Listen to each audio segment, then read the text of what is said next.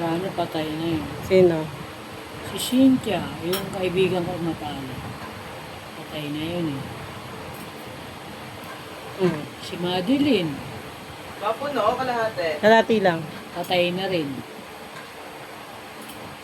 Kaya dapat ikaw magpalakas ka. Dapat Pinag-iwanan ako. wag ka muna sumama. Kailangan namabot ka ng 100 years old. Bakit naman gusto mo pa ako umabot sa ganun? Siyempre, alam mo ba, pag umabot ka ng 100, meron tayong Yun lang 100,000. palang hinahabol mo sa akin eh. E di, isubmit mo na ako sa... Hindi. Oh, Nay, kumain ka muna. Ang ulam ni Nanay yung belly. Sinigang na belly. Ayan, sabaw na yun.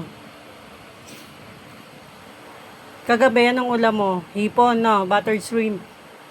Na, masarap. Di ko alam. Di mo alam, lagi mo naman nakakalimutan yung ulam mo eh. Basta ako kain na lang ako ng anong lang ako ngayon eh. Eh, sino pa naalala mong kaibigan mo na buhay? Kain na lang ako ng kain. Oo, dapat magpalakas ka na eh. Para umabot ka ng 100 taon. Kaya lang, ikaw naman, ang gusto mo sa akin, di yung aabutin ako ng 100 taon eh. Ano?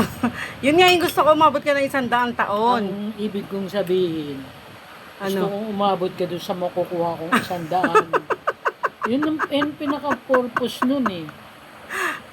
Alin, ang pinaka-purpose ano?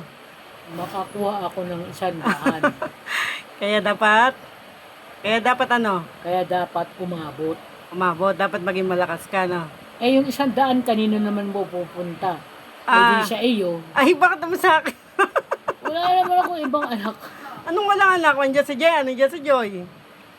Si Dennis. Hindi naman sila yung mga nag-aasikaso sa akin eh. Ikaw. Ah, ganun ba yun?